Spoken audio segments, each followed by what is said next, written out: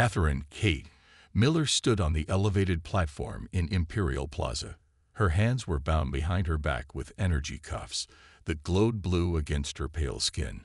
She was only 19 years old. The wind blew her brown hair across her face, but she couldn't brush it away. She kept her head high anyway.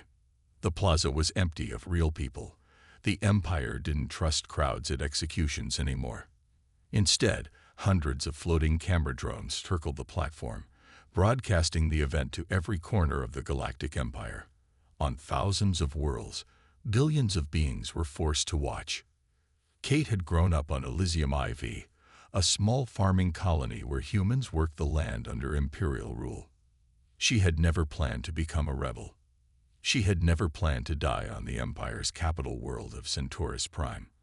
But here she was. An Imperial officer in a crisp gray uniform stepped onto the platform. He was human-shaped but not human. His skin had a slight purple tint, and his eyes were too large for his face. He was Vorax, like all the high officials of the Empire. "Citizens of the glorious eternal Empire," the officer said. His voice boomed across the empty plaza and into homes across the galaxy. "Today we witness justice. This human female has been found guilty of treason, sedition, and inciting rebellion against our benevolent emperor." Kate looked directly into the nearest camera drone. She wondered if Daniel was watching. Her brother would be alone now. "The human Catherine Miller stole Imperial secrets," the officer continued. "She transmitted restricted data. She corrupted Imperial systems. For these crimes, there is only one sentence." Kate knew what was coming. She had known from the moment they caught her 6 weeks ago. The Empire never showed mercy, especially not to humans. Humans had resisted longer than any other species when the Empire came.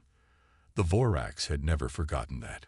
Behind her, the execution device hummed as it powered up. The Empire liked to call it the mercy beam. There was nothing merciful about it. "Does the criminal wish to confess her crimes and beg the Emperor's forgiveness?" the officer asked. It was part of the ritual. Kate smiled slightly. "I have a statement." The officer looked surprised. Most prisoners stayed silent or begged. He nodded cautiously. "My name is Catherine Miller," she said clearly. "I am human. We were not always slaves. We built cities among the stars before the Empire came. We created beauty and knowledge." The officer stepped toward her, but Kate spoke faster. "The Empire fears us. They fear what we remember. They fear what we might become again." The officer made a cutting motion with his hand. "Enough. This is sedition. This is truth," Kate said. Her voice was calm. "And truth burns brighter than any star." The officer signaled to someone off-platform. The execution device hummed louder. Kate closed her eyes. She had seconds left. The camera drones moved closer, eager to capture her fear. She showed none. Instead, she whispered words that the most sensitive drones would just barely pick up. "Remember what we are." The mercy beam fired. A flash of light enveloped Kate Miller. When it faded, she was gone. Not even ash remained. The officer smiled at the cameras. "Justice is served. Let all enemies of the Empire take warning." The broadcast ended. Across the galaxy, screens went dark or returned to their regular Imperial programming. On the small monitoring station of Outpost 47, at the edge of Imperial space, a man named Daniel Miller turned off his screen. His sister was gone. He wiped tears from his face and opened the small package that had arrived that morning. Inside was their mother's pendant. Daniel didn't know that exactly 27 minutes before Kate's execution, her cellmate Sam Wright had been mysteriously released in what looked like a bureaucratic error. He didn't know that Sam was already on his way to Outpost 47 with a message. He didn't know that inside the pendant was a quantum data crystal containing the culmination of Kate's work. He didn't know that in exactly 27 minutes, he would start a fire that would burn across the stars. Daniel Miller simply held the pendant and whispered, "I remember, Kate. I remember what we are. 27 minutes before Kate's execution, two guards opened the door to her cell. The taller one gestured at her cellmate. Sam Wright, on your feet. You're being released. Sam looked up, confused. The 30-year-old man with sandy hair had been arrested 3 months ago for spreading anti-imperial literature. His release date wasn't for another 5 years. There must be a mistake, Sam said. The shorter guard checked his datapad. No mistake. Order comes from Administrative Section 8. Paperwork's all clear. Kate and Sam exchanged glances. Section 8 didn't exist. Now or never. Right, the taller guard said impatiently. Sam stood up slowly. What about Miller? The guard's face hardened. She's scheduled for the plaza. Move it. As Sam gathered his few belongings, Kate approached him. The guards tensed, hands moving to their weapons. Goodbye, friend, Kate said simply. She embraced Sam quickly. During the brief hug, she slipped something into his pocket. Sam felt the small object but kept his face neutral. Goodbye, Kate. The guards led Sam through the maze of corridors that made up the Imperial Detention Center. At each checkpoint, his release papers were examined and approved. No one questioned the Section 8 authorization. Outside, the morning air of Centaurus Prime felt strange after months in a cell. Sam walked quickly away from the prison. Only when he was several blocks away did he reach into his pocket. He found a small data chip and a handwritten note. The note had just 3 words. Find Daniel Miller. Sam had never met Kate's brother, but she had talked about him often. An engineer at Outpost 47, far from the Empire Center. Sam knew what he had to do. He used the data chip at a public terminal to book passage on a transport ship. The chip contained enough credits for a one-way ticket to the edge of Imperial space. Sam boarded the ship an hour later, just as the public announcement system began broadcasting news of a special execution. Sam closed his eyes as the ship lifted off. He couldn't bear to watch. Daniel Miller worked alone in the monitoring station of Outpost 47. The station tracked space traffic in this remote sector, but there was rarely anything to report. The Empire had little interest in this region, except as a border marker. Daniel was 31, with the same brown hair and blue eyes as his sister. He had chosen this posting deliberately, far from Imperial eyes, far from the memories of Earth and what had happened to their parents. A small alert chimed on his console. A package had arrived on the supply drone. Daniel frowned. He wasn't expecting anything. The package was small, wrapped in plain brown paper. Inside was their mother's pendant, a simple silver oval on a chain. Daniel hadn't seen it since Kate left for Centaurus Prime 3 years ago. There was no note, no explanation, just the pendant. Daniel's hands shook as he opened the locket. Instead of the family photo that should have been inside, he found a tiny crystal, glowing with faint blue light. A quantum data crystal, illegal technology for civilians. His communications panel beeped. The Imperial Broadcast Network was overriding local channels. Required viewing. Daniel watched as his sister was led to the execution platform. His fingers closed around the pendant, squeezing until the edges cut into his palm. When it was over and the screen went dark, Daniel sat motionless. Grief and rage warred inside him. Then he looked at the crystal again. Kate had sent this to him just before her death. It had to be important. Daniel connected the crystal to his personal datapad, bypassing the Imperial monitoring software with an old trick their father had taught them. Data streamed across the screen. Schematics, codes, instructions. Project Prometheus. The name meant nothing to him, but as he read further, his eyes widened. This was impossible. This couldn't be real. A soft chime indicated an approaching vessel requesting docking clearance. The ID signature was unfamiliar. Daniel quickly hid the pendant and datapad. He granted docking permission and went to meet the visitor. When the airlock opened, a tired man with sandy hair stepped through. Daniel Miller, the stranger asked. Daniel nodded cautiously. My name is Sam Wright. I was your sister's cellmate. I have a message from Kate. Daniel led Sam to the small break room of Outpost 47. His mind raced with questions, but he stayed quiet until they were seated at the metal table with cups of hot synthetic coffee. "How did you get out?" Daniel asked finally. Sam took a sip from his cup. Kate arranged it. "She hacked the prison system months ago. Set up a fake department to issue my release order." "That sounds like her," Daniel said with a sad smile. "Always 3 steps ahead." Sam leaned forward. "Your sister wasn't just a rebel, Daniel. She was much more. She found something in the Imperial archives, something they tried to keep hidden." Daniel pulled out the pendant. "You mean this?" Sam nodded. "That crystal contains everything. But Kate said you would need me to help you understand what to do with it." Together, they connected the crystal to the outpost's main computer. Sam entered a series of codes that Kate had made him memorize. The screen filled with data. "Project Prometheus," Daniel read aloud. "What is it?" Sam pointed to different parts of the screen. "It's a system humans built before the Empire conquered Earth. Kate discovered it while working as a tech specialist in the Imperial archives." "I didn't know she was in the archives," Daniel said. "She told me she was working maintenance." That was her cover. She spent 2 years gaining access to the deepest parts of the Imperial records. Sam pulled up a series of images. "Look at these."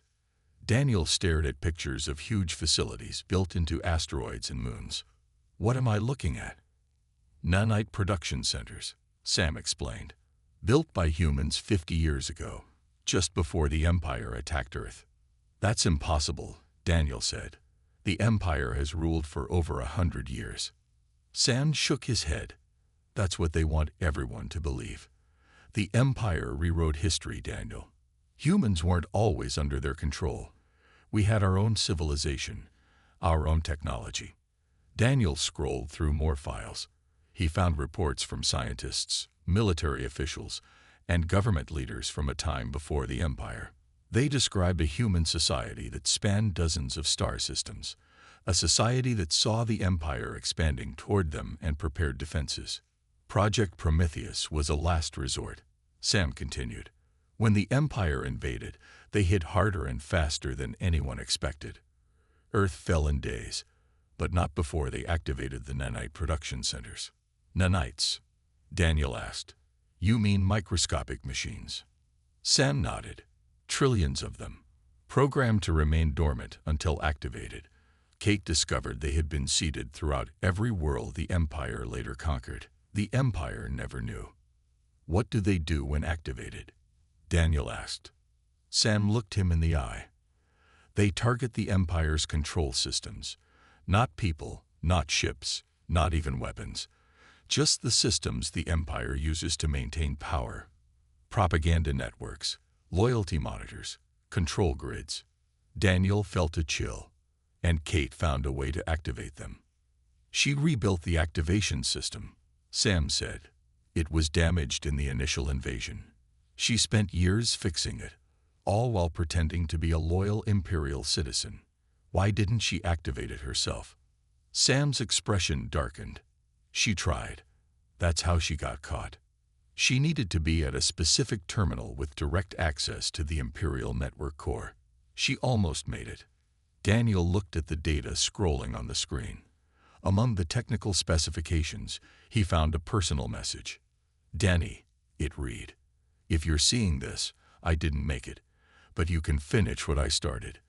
The Empire isn't invincible. Humans weren't always slaves. We can be free again.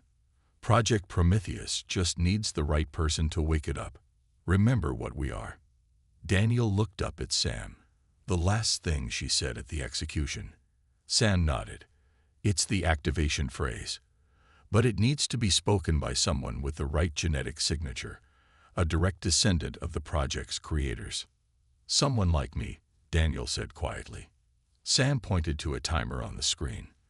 "We have 16 minutes until it's been exactly 27 minutes since the execution. That's our window to activate the system."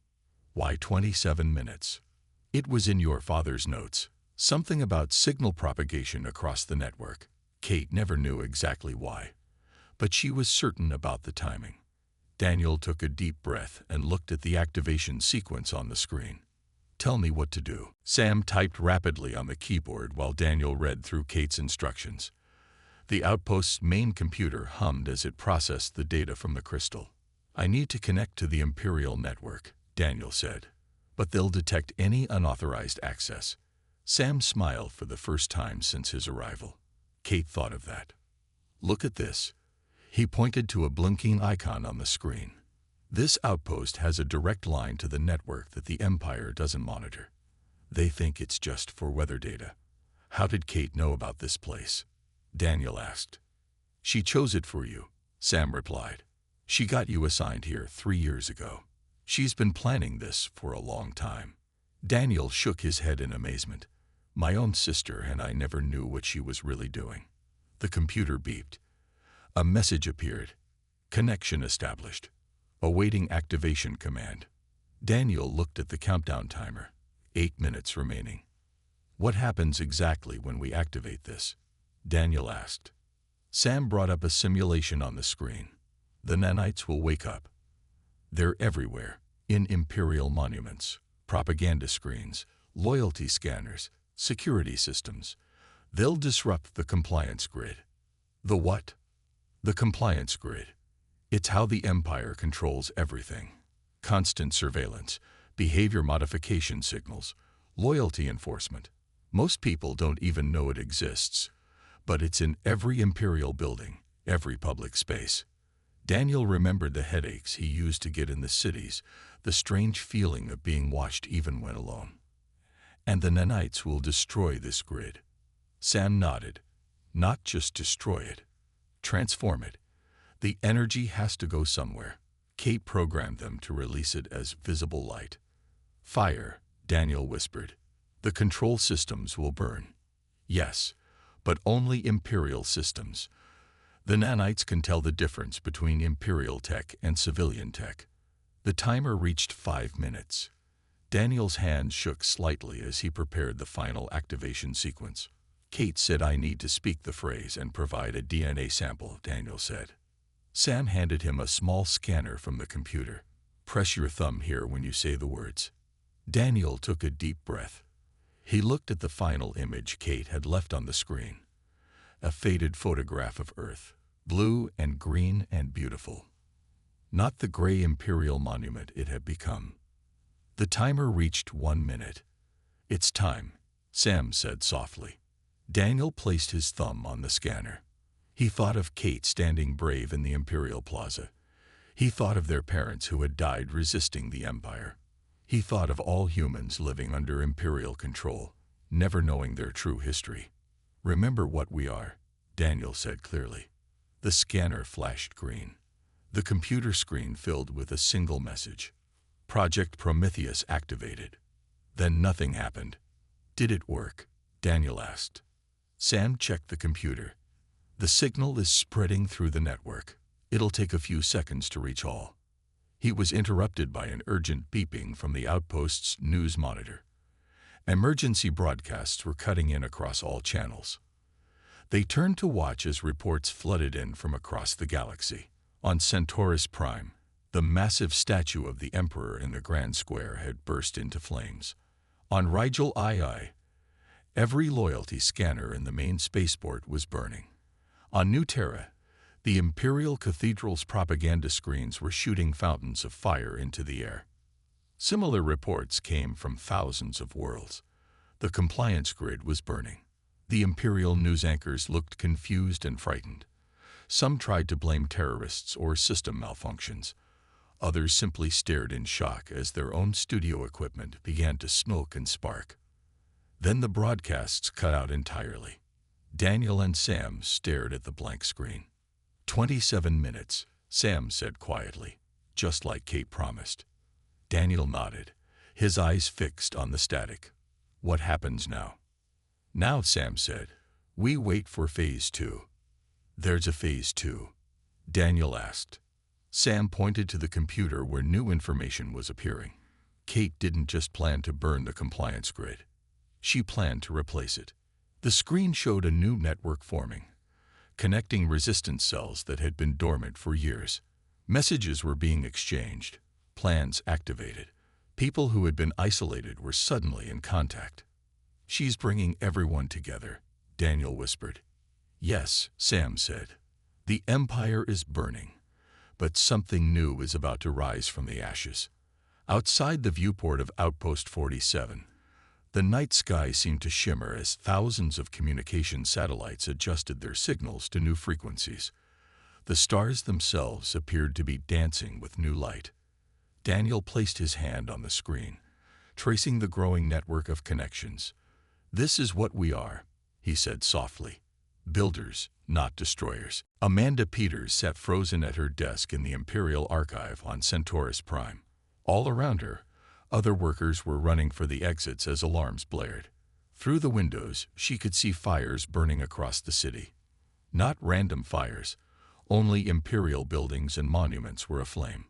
Amanda was 35 years old, with short blonde hair and green eyes that now reflected the dancing flames outside.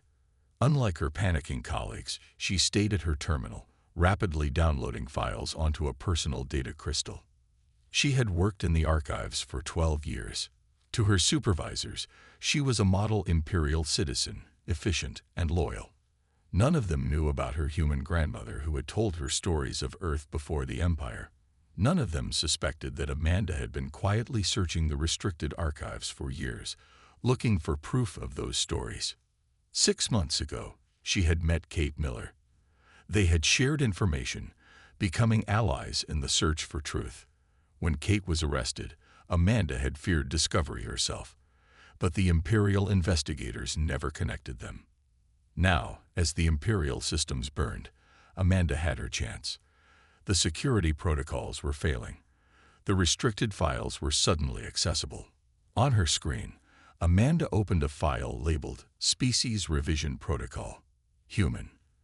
The document detailed the Empire's systematic erasure of human history. It was worse than she had imagined. Humans hadn't been just another conquered species. They had been the first to develop faster than light travel. They had created the original Galactic Coalition, a peaceful alliance of 16 species. Earth had been a center of art, science, and diplomacy.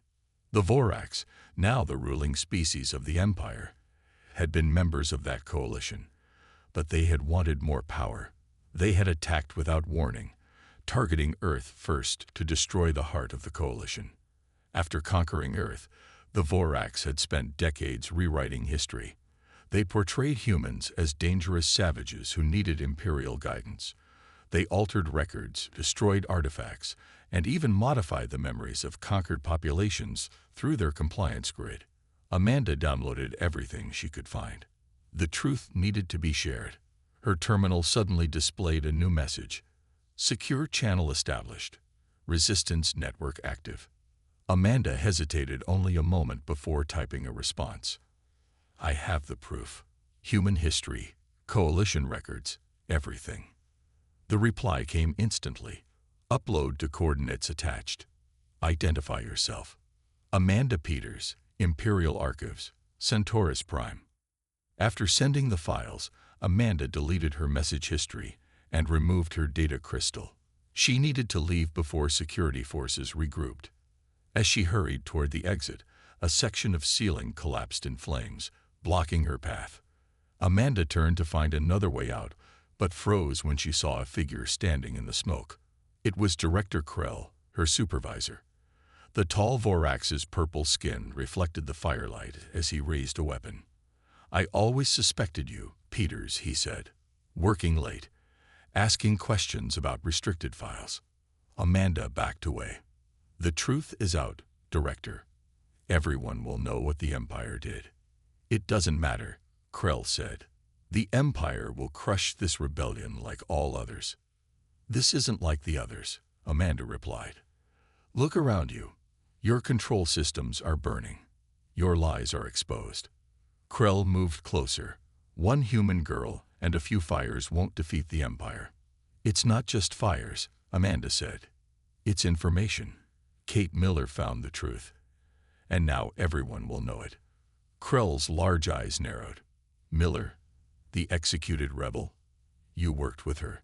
Before Amanda could respond, the building shook with another explosion. A support beam crashed down between them. Amanda seized the opportunity and ran. She made it to a service exit and emerged into the chaos of the streets.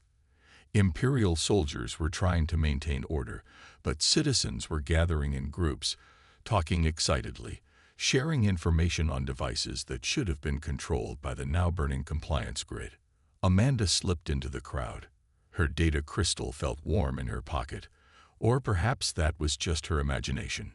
She had the truth, and now she needed to find the resistance. As she moved through the streets, screens that normally showed Imperial propaganda were displaying new images.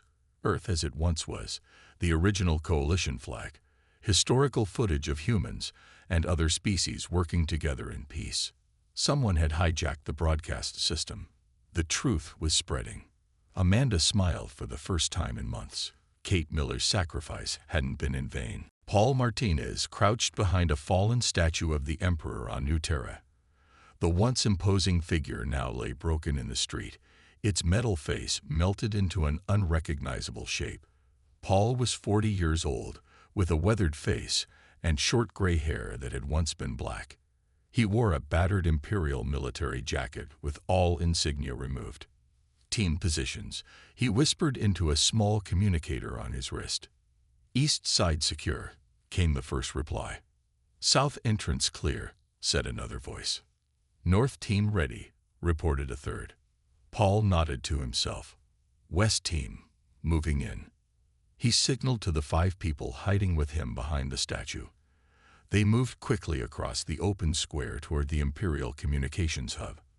The massive building normally buzzed with activity as it controlled all information flow to and from New Terra. Now its outer systems were burning, and confused Imperial guards clustered around the entrance. Distraction team, go, Paul ordered. On the far side of the square, explosions erupted. Not intended to harm, just to draw attention. The guards ran toward the noise. Paul's team reached the unguarded door. Lily Chen, a small woman with quick hands, placed a device on the security panel. The door slid open. 6 minutes until Imperial backup arrives, Lily said. Maybe less. Paul nodded.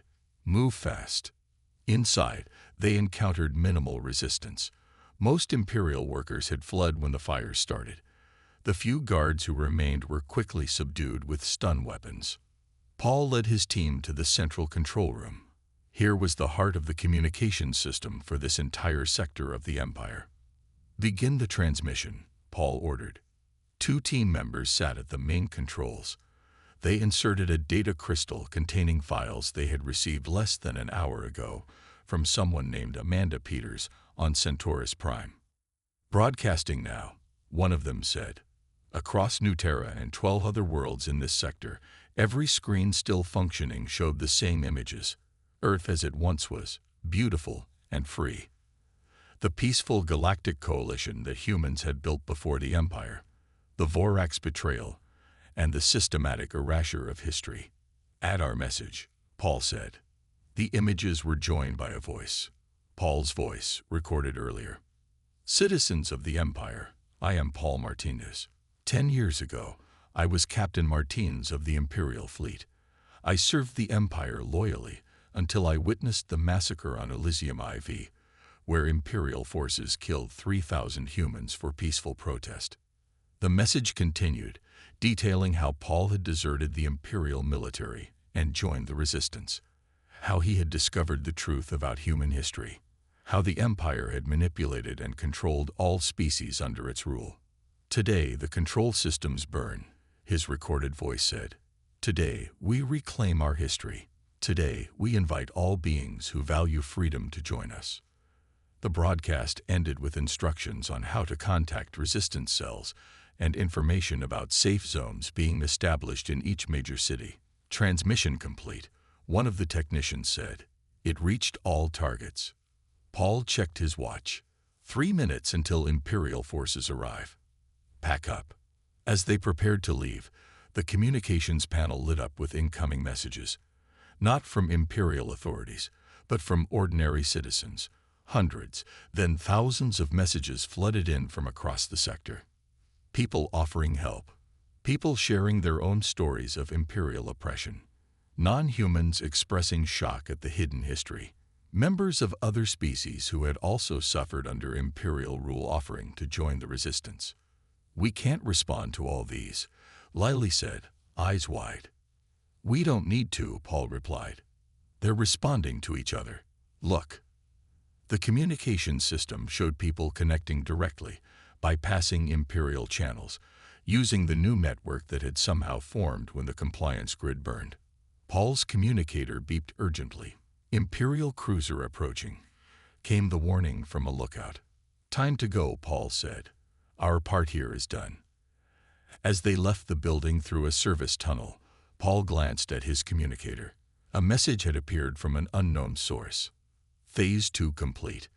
Proceed to Phase 3. Earth coordinates to follow." Paul stopped walking. "Earth? That's impossible. Earth is the most heavily guarded planet in the Empire." Lily looked over his shoulder at the message. "What's Phase 3? Paul shook his head. "I don't know, but someone has a bigger plan than ours."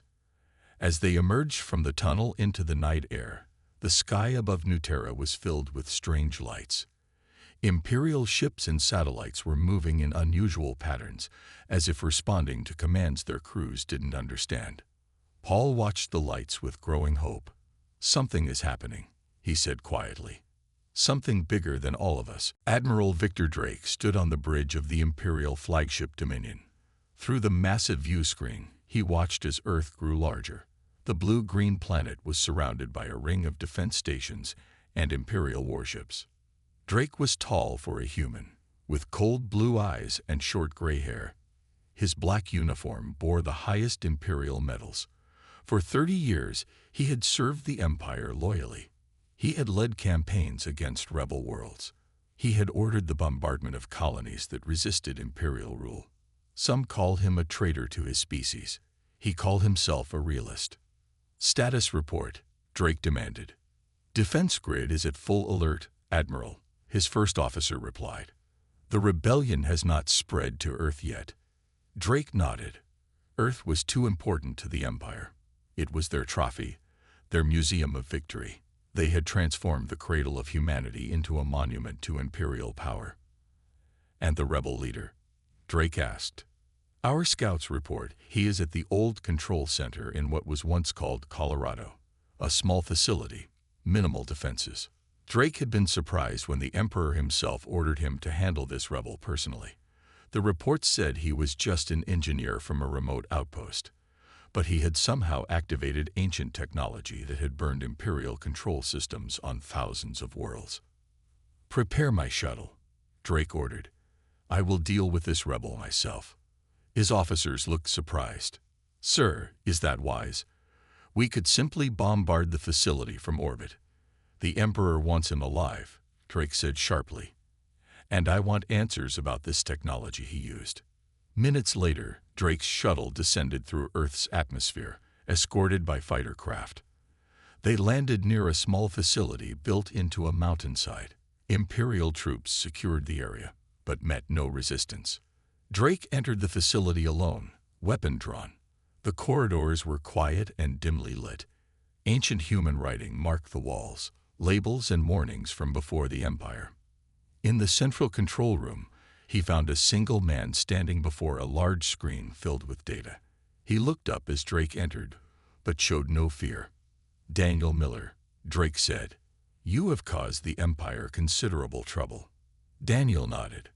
"Admiral Drake, the Empire's loyal human attack dog." Drake kept his weapon aimed at Daniel's chest. "You will tell me how you activated the burning technology. You will tell me how to stop it."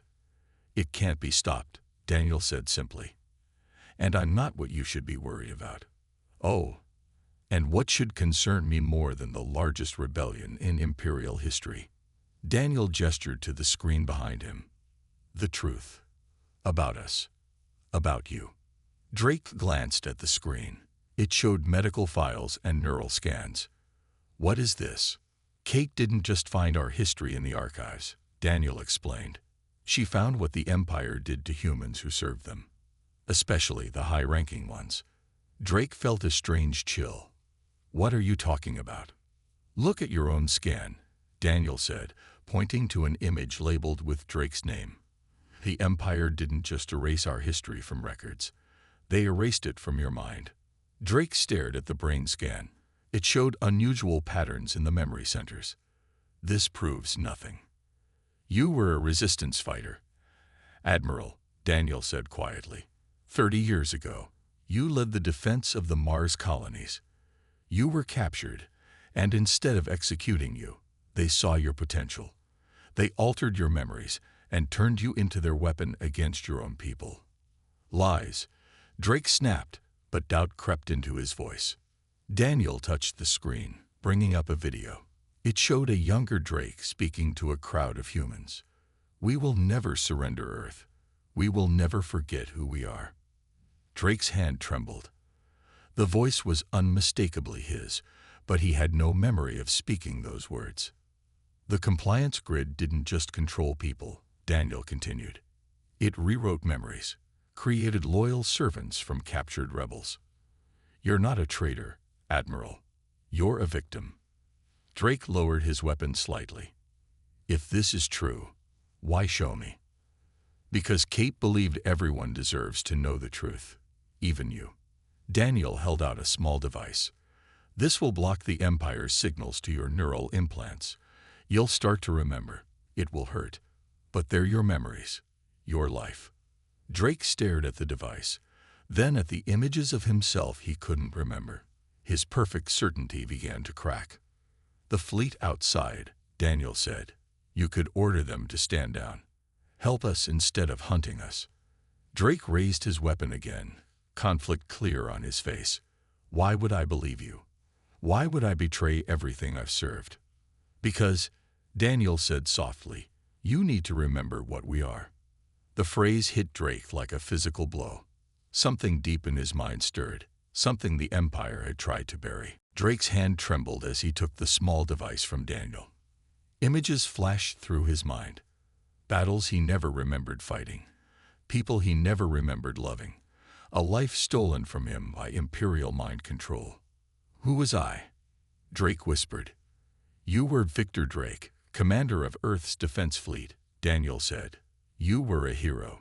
Drake activated the device. Pain shot through his head as the neural blocks began to dissolve. 30 years of buried memories fought to surface. He staggered, dropping to one knee. I'd remember. Pieces. Earth. The invasion. We were losing. Daniel helped him to a chair. The Empire was too strong. But you held them off long enough for Project Prometheus to be completed. Drake's communicator beeped urgently. His first officer's voice came through. Admiral, rebel ships are appearing throughout the system. They're bypassing our security code somehow. Your orders? Drake looked at Daniel, then at the screen showing his true past. He made his decision. This is Admiral Drake. All Imperial vessels will stand down. I repeat, stand down. Sir, the officer sounded confused. The Emperor has ordered us to. The Emperor lied to us. Drake cut in. To all of us. I am taking command of this fleet under emergency protocol. He shut off the communicator and turned to Daniel. Your sister's plan. What happens now? Daniel pointed to the screen where data streams showed activity across the galaxy. The nanites didn't just burn the compliance grid. They're transforming it, creating a new network freed from Imperial control. And Earth. Earth was always the final target, Daniel explained. Not to destroy it, to reclaim it. The old defense systems are reactivating. Kate found the codes to wake them up. As if responding to his words, the facility rumbled. Lights that had been dark for decades began to glow. Outside, ancient defense platforms buried in Earth's mountains and oceans were powering up. Drake's memories were returning faster now. The Coalition, he said suddenly. I remember the Coalition. Before the Empire. Daniel nodded. 16 species working together. The Vorax betrayed us all, not just humans. The other species in the Empire, they don't know the truth either. They're learning now, Daniel said. People like Amanda Peters and Paul Martinez are spreading the word. The resistance isn't just humans anymore. Drake stood, steadier now. The Imperial fleet won't follow my orders for long. We need to move quickly. We don't need to fight them, Daniel said. Kate found something else in the archives. The Vorax Emperor. He's connected to every member of his species through a psionic link. It's how they coordinate. It's also a weakness. The nanites can disrupt it, Drake realized. Daniel nodded. Not to hurt them, just to free them from his control. Drake looked at the control panel. Will it work? Kate thought so. But we need to broadcast from Earth directly to the Emperor's palace on Centaurus Prime. I can get us there, Drake said. My flagship has direct access to Imperial Central Command. Above Earth, Imperial ships were receiving confused orders. Some prepared to attack the rebel vessels appearing throughout the system. Others held position, uncertain. Then a new signal broadcast from Drake's flagship. It carried a special frequency that Kate had discovered, one that targeted the psionic connection between the Emperor and his subjects. On Centaurus Prime, the Emperor fell from his throne as the signal reached him. Across the galaxy, Vorax officers stopped in mid-action. For the first time in centuries, they were thinking their own thoughts, not the Emperor's. The Dominion, Drake's flagship, moved into orbit around Earth. From its communications array, a message spread to every world in the galaxy. This is Admiral Victor Drake, speaking from Earth. The Empire has lied to us all. Humans did not need to be conquered. The Vorax were not meant to rule. We were all part of something better once, the Galactic Coalition. Today, we have a chance to build it again. Across the stars, species that had been enemies under Imperial rule listened. The truth, hidden for so long, was finally free. 1 month later, representatives from over 100 worlds gathered in what had once been Geneva on Earth. The grand imperial monuments had been removed. In their place stood a simple circular building with windows open to the sky. Lisa Carter, a quiet historian who had secretly preserved true human records for decades, addressed the gathered delegates. We do not seek to build a new empire, she said. We remember what we were, builders of bridges between worlds, not conquerors. Today we begin again. As she spoke, Kate Miller's picture looked down from the wall. The girl whose execution had sparked not vengeance, but liberation. The girl who remembered what humanity was, and reminded them all.